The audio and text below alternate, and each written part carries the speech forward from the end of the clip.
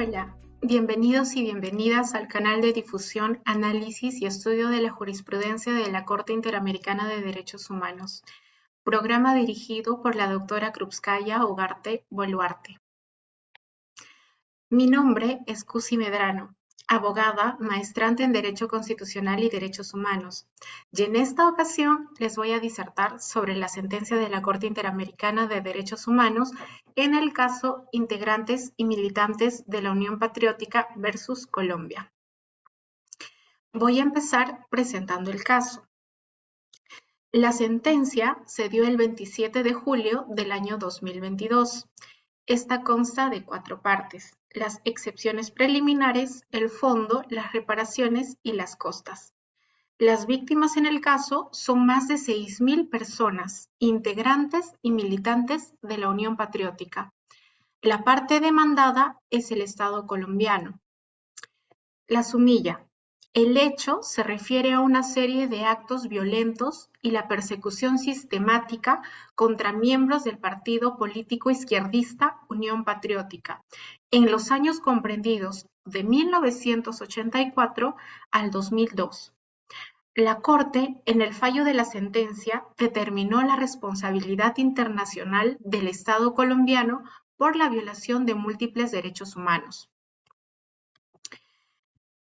Ahora, ¿cómo el caso llega a la Corte Interamericana?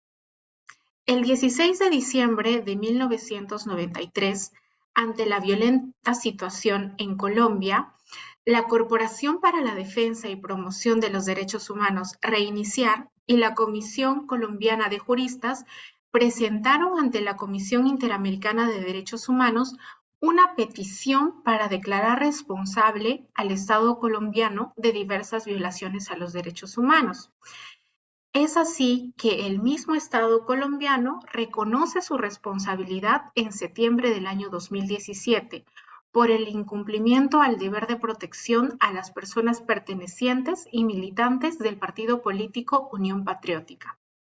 La Comisión admite la petición el 12 de marzo de 1997 y el 6 de diciembre del 2017 aprueba el informe de fondo. En dicho informe de fondo se llegó a determinadas conclusiones y la Comisión formuló recomendaciones al Estado. Mencionados informes fueron notificados al Estado colombiano el 8 de mayo del 2018 y le otorgó un plazo de 2 meses para informar sobre el cumplimiento de estas recomendaciones. Recepcionada la notificación el 15 de mayo del 2018, el Estado colombiano presentó su respuesta al informe de fondo, indicando que la Comisión no reconoció los esfuerzos que ha adelantado el Estado en materia de reparaciones y la relevancia de sus mecanismos internos en la justicia transicional, así como expresó su oposición a brindar la reparación en los términos dispuestos por las recomendaciones en mencionado informe, así como informó su decisión de someter el caso a la Corte Interamericana de Derechos Humanos. Ante esta respuesta, tanto el Estado colombiano como la Comisión Interamericana de Derechos Humanos deciden remitir el caso ante la Corte Interamericana de Derechos Humanos. El Estado colombiano lo hace el 13 de junio del año 2018 y la Comisión el 29 de junio de ese mismo año. Lo que el Estado colombiano le solicita a la Corte es oficiar a la Comisión para que envíe los documentos e información necesarios para dar trámite al caso. Por otro lado, la Comisión pide a la Corte Interamericana que se le declare al Estado colombiano responsable por las violaciones de los derechos a la vida, la integridad personal, la libertad de asociación y la protección judicial, en perjuicio de los integrantes y militantes de la Unión Patriótica. Además, pidió que se ordenen medidas de reparación adecuadas y se adopten garantías de no repetición.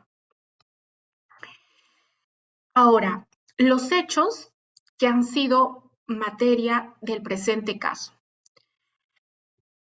La Corte estimó necesario e importante partir del surgimiento de la Unión Patriótica hasta la presentación del caso en la Corte Interamericana de Derechos Humanos, la cual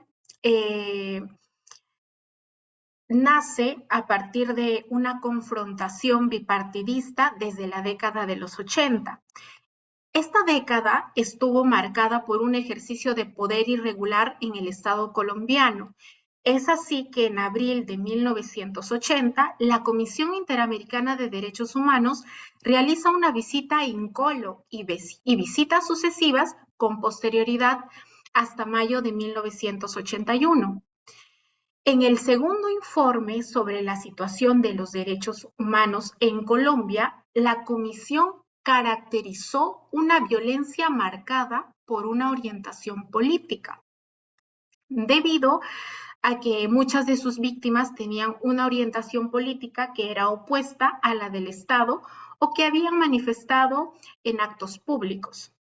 Debido a toda esta situación, el 24 de mayo de 1984, el Secretariado Nacional de las Fuerzas Armadas Revolucionarias de Colombia, o sea, las FARC, y el gobierno del entonces presidente Belisario Betancur Cuartas firmaron el pacto conocido como Acuerdos de la Uribe. Esto para sostener un proceso de paz a raíz de todo este conflicto interno. El 28 de mayo de 1985 se constituye la organización política Unión Patriótica, que estuvo respaldado por este pacto mencionado y en el que el gobierno nacional se comprometió a otorgar las garantías y seguridades indispensables para que esta organización pudiera actuar en las mismas condiciones que los demás partidos políticos. Ahora, la Unión Patriótica participó por primera vez en las elecciones de 1986 y entre 1986 y 1994, la Unión Patriótica tuvo considerables resultados de representación en el Senado, la Cámara de Representantes, consejos y alcaldías municipales, y también en la Asamblea Nacional Constituyente de 1990.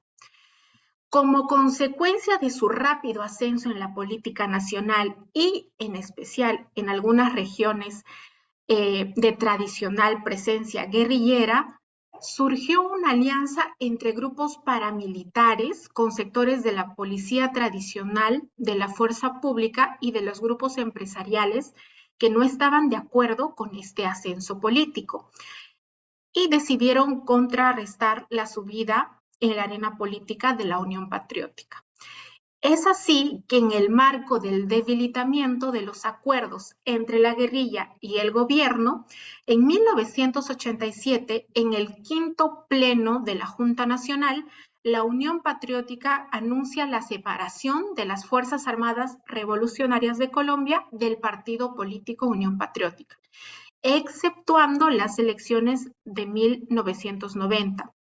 Ya que la Unión Patriótica participó en los procesos electorales entre 1986 y los años 2000. La Unión Patriótica participó en las campañas presidenciales de 1986 y de 1990 con las candidaturas de Jaime Pardo Leal y de Bernardo Jaramillo. Jaime Pardo Leal fue asesinado el 11 de octubre de 1987 y Bernardo Jaramillo el 22 de marzo de 1990. Luego del asesinato de Jaramillo, la Unión Patriótica decidió ya no participar en las elecciones presidenciales del 27 de mayo de 1990 por falta de garantías.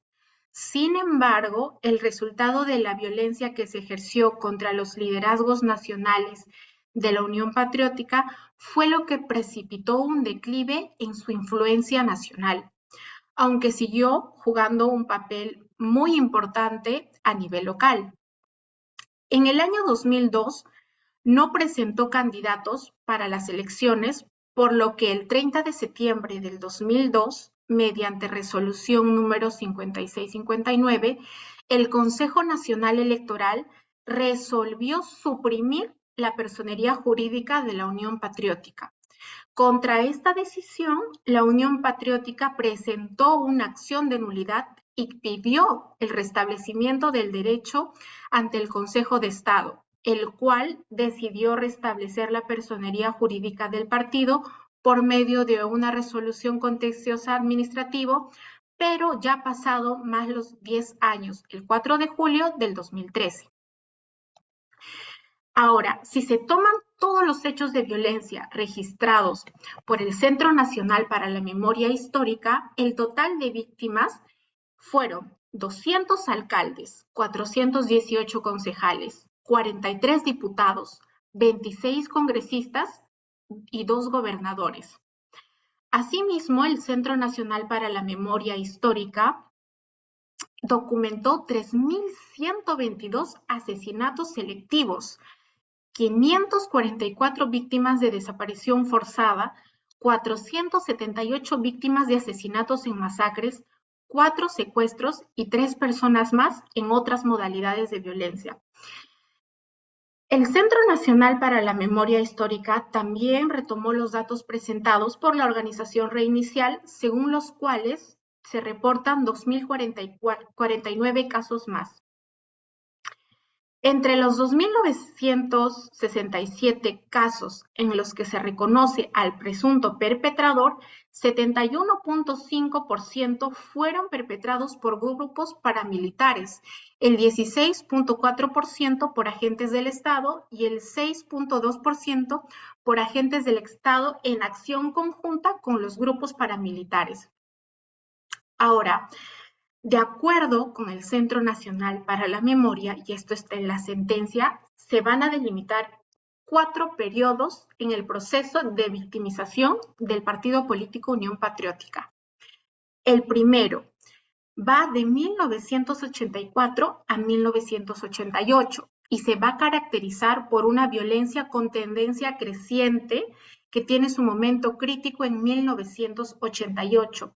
Esto debido al éxito político que tuvo Unión Patriótica, que hizo que fuera la tercera fuerza política en las elecciones legislativas y presidenciales. Un segundo periodo que va desde 1989 hasta 1994.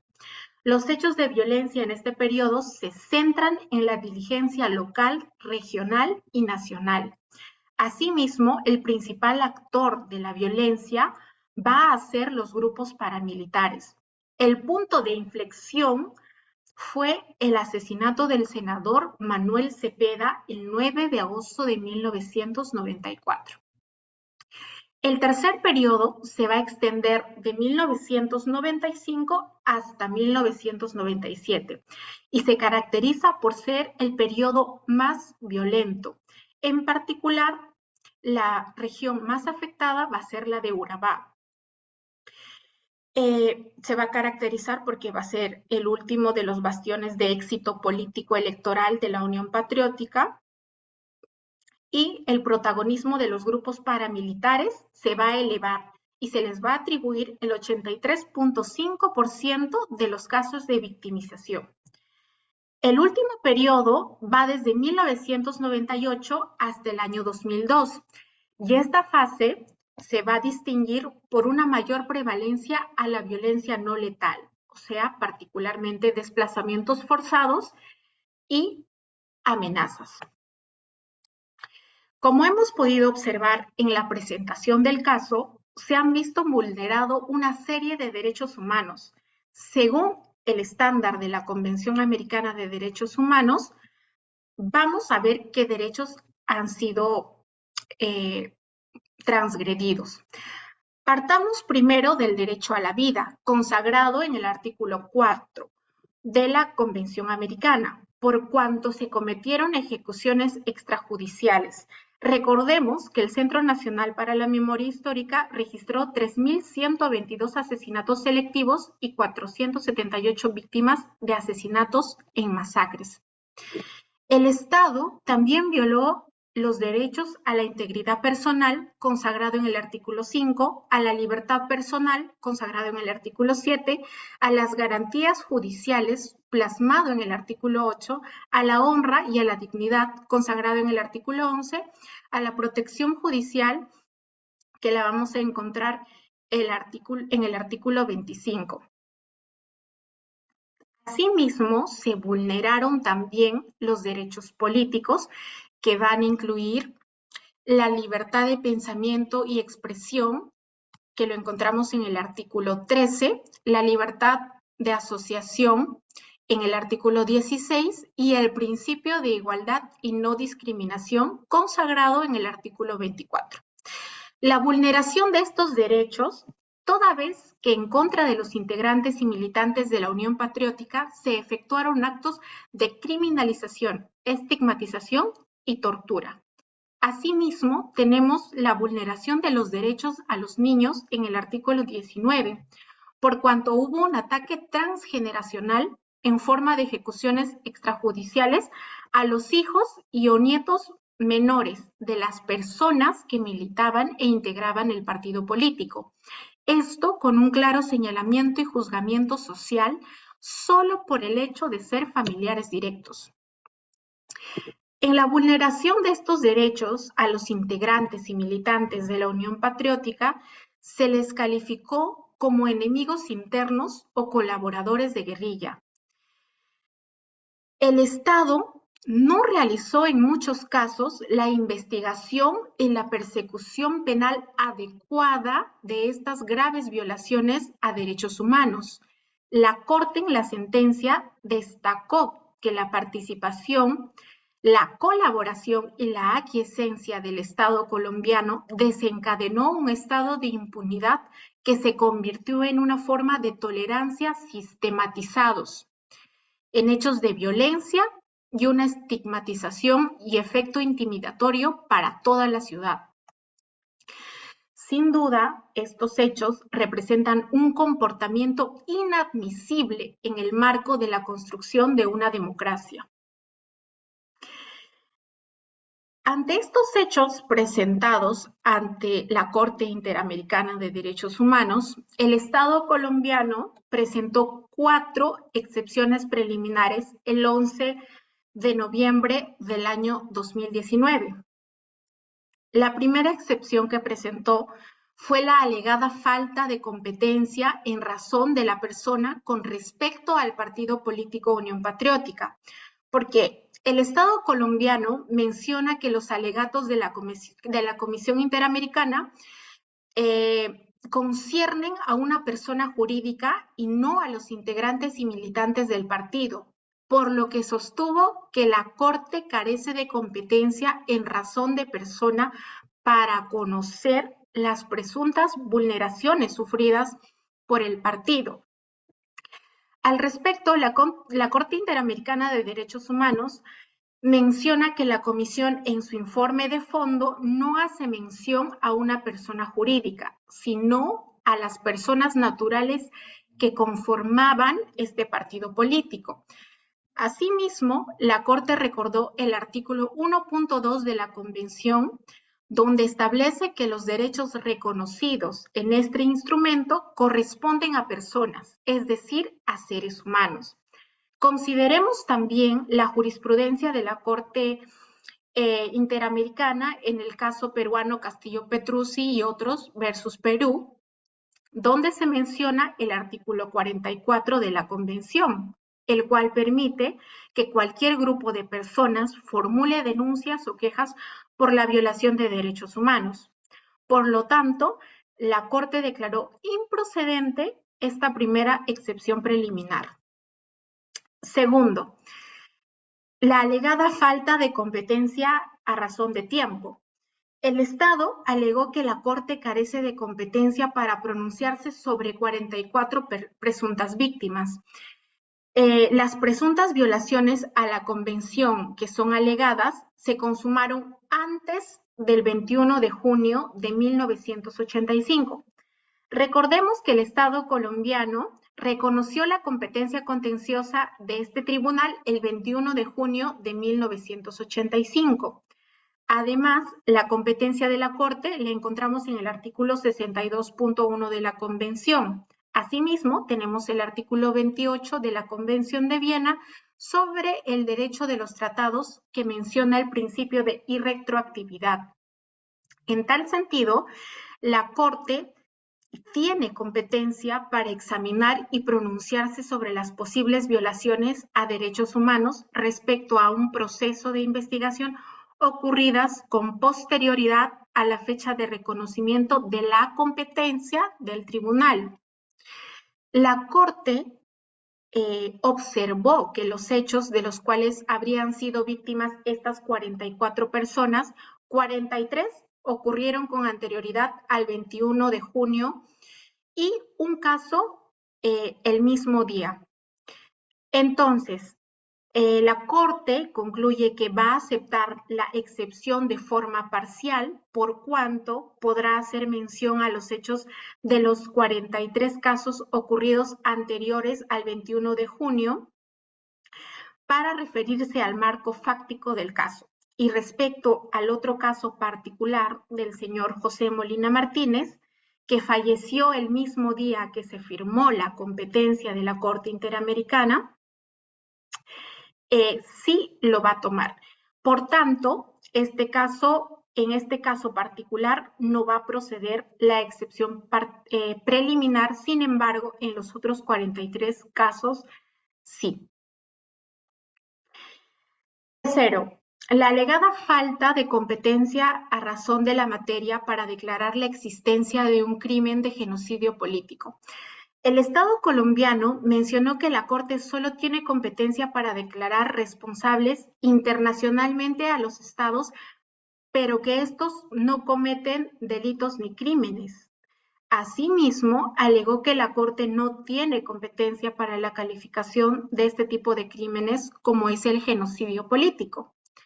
Al respecto, la Corte recordó que el objeto de su mandato es la aplicación de la Convención Americana y otros tratados que le otorgan competencia.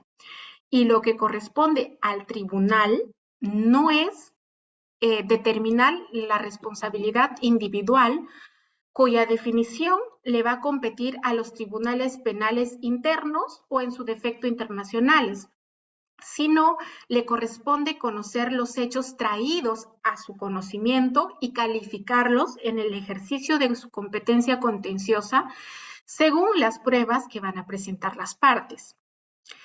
Entonces, la Corte no realiza la imputación de un delito a una persona natural.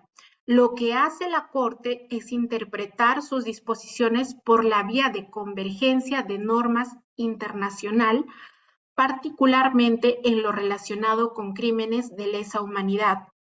Los alegatos respecto a la insuficiencia de los medios de prueba para poder caracterizar los hechos como genocidio y la aplicación de la figura de genocidio político son elementos que no corresponden al examen de admisibilidad. Y la Corte en la sentencia menciona que si lo estima pertinente va a ser valorado, pero en el capítulo de fondo. Con esto, el tribunal desestima esta tercera excepción preliminar. Cuarto, la alegada duplicidad de procedimientos internacionales.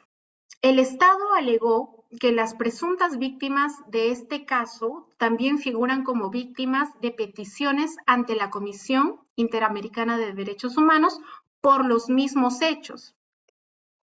Por ello, el Estado alegó que había litispendencia al estar dos procesos internacionales en curso. El Estado se refirió al trámite de 15 casos ante la Comisión que conciernen a 113 presuntas víctimas. Un caso que tiene cosa juzgada ante la Corte, el caso Vargas Cepeda versus Colombia, y un caso con solución amistosa ante la Comisión. Y dos casos con informe de fondo ante la Comisión, las cuales conciernen a 10 presuntas víctimas. En ese sentido, el tribunal menciona que la litispendencia exige el cumplimiento de identidad personal, material y legal, lo cual no es posible sin una determinación sustantiva por parte de la Corte. Los 15 casos que generaron total o parcial litispendencia fueron presentándose con posterioridad a, a este caso y algunos no cuentan con decisión de admisibilidad. La comisión evaluaría oportunamente, pero no tiene consecuencias para el presente caso llevado ante la Corte. Respecto al caso de cosa juzgada del señor Vargas Cepeda, este no fue incluido en el listado de víctimas adjunto al informe de fondo, pero la Corte expresó que utilizaría el caso en la medida de lo pertinente la información de este expediente. Dadas estas consideraciones, la Corte procede a aceptar la excepción preliminar de forma parcial solo en el caso de 4 víctimas, debido a que 2 están con cosa juzgada por la Comisión Interamericana, 1 se encuentra con sentencia del tribunal y otro se encuentra sujeto a solución amistosa. Bien.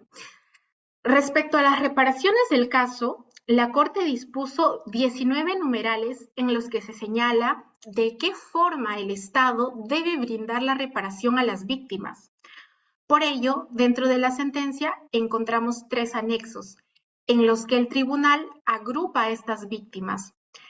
El primer anexo le corresponde a 676 víctimas directas. El segundo anexo a 761 parientes de las víctimas directas y el tercer anexo a 5.461 víctimas que no aportaron prueba a la Corte que permitiera corroborar sus nombres completos y documentos de identidad, pero sobre los cuales se encontraron hechos que sí afectaron sus derechos humanos como integrantes y militantes de la Unión Patriótica.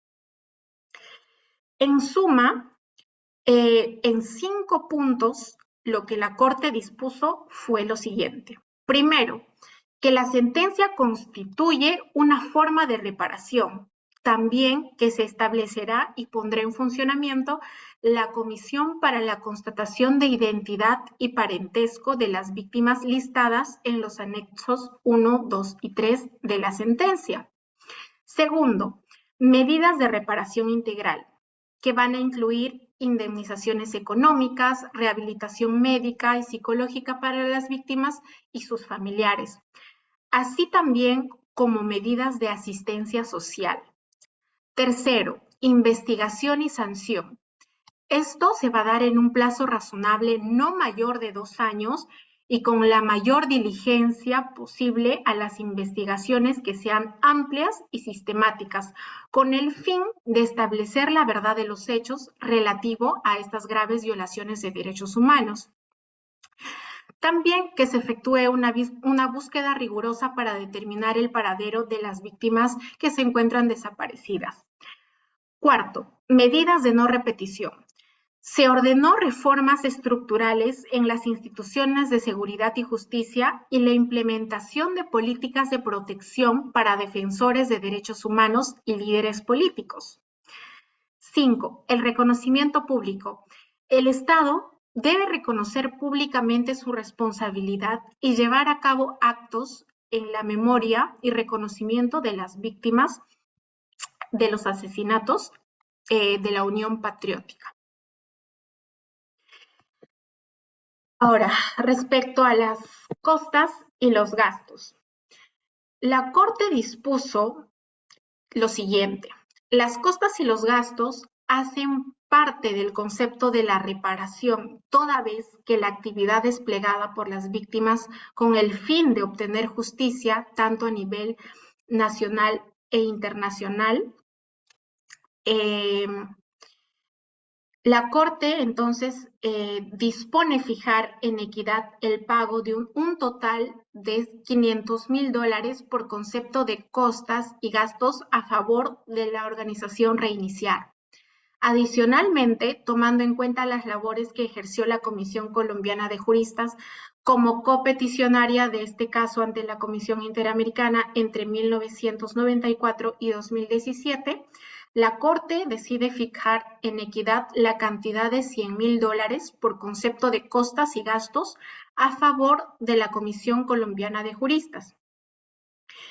Y por último, el tribunal reconoce que los trámites de litigio, en este caso en instancias internas e internacionales, necesariamente implicaron erogaciones pecuniarias, las cuales tienen que ser proporcionales a la cantidad de personas representadas y declaradas como víctimas en esta sentencia. Por eso, la Corte consideró equitativo ordenar, por concepto de costas y gastos, el pago de $75,000 a la familia Díaz Mancilla, $75,000 para el Centro Jurídico de Derechos Humanos y $75,000 para Derechos con Dignidad. Todas estas organizaciones que representaron a las víctimas de la Unión Patriótica. Dentro de los puntos resolutivos tenemos lo siguiente. La Corte decide que, por unanimidad, primero, aceptar el reconocimiento de la responsabilidad internacional efectuado por el Estado en los términos de los párrafos 58 a 80 de la sentencia. Segundo, por unanimidad, desestimar la excepción preliminar por falta de competencia en razón de la persona, de conformidad con los párrafos 86 a 90 de la sentencia. Con 3 votos a favor y 2 en contra, admitir parcialmente la excepción preliminar por falta de competencia en razón de tiempo, de conformidad con los párrafos 94 a 100 de esta sentencia. Disidentes, los magistrados Eugenio Raúl Zaffaroni y Patricio Pazmiño Freire.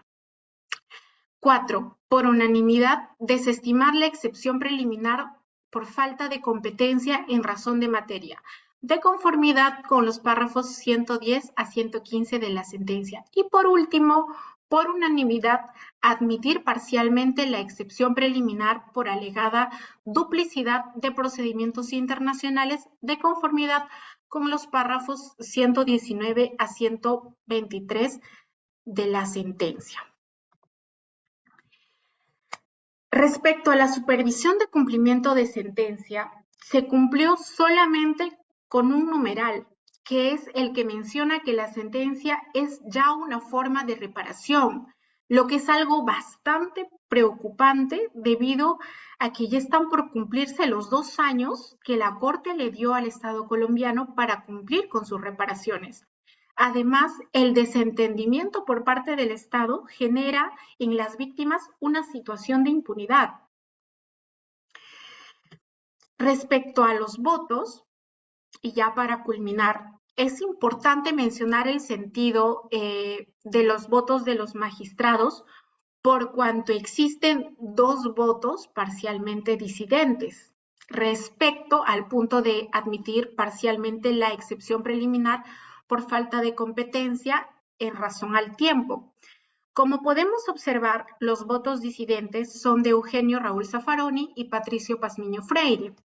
Sobre el particular, el magistrado Zaffaroni sostiene que cuando se somete a juzgamiento de esta Corte un crimen contra la humanidad, el tribunal no puede dividir el hecho en función de la fecha del reconocimiento de su competencia por parte del Estado, porque estaría otorgando autonomía a resultados que forman parte de un único delito contra la humanidad.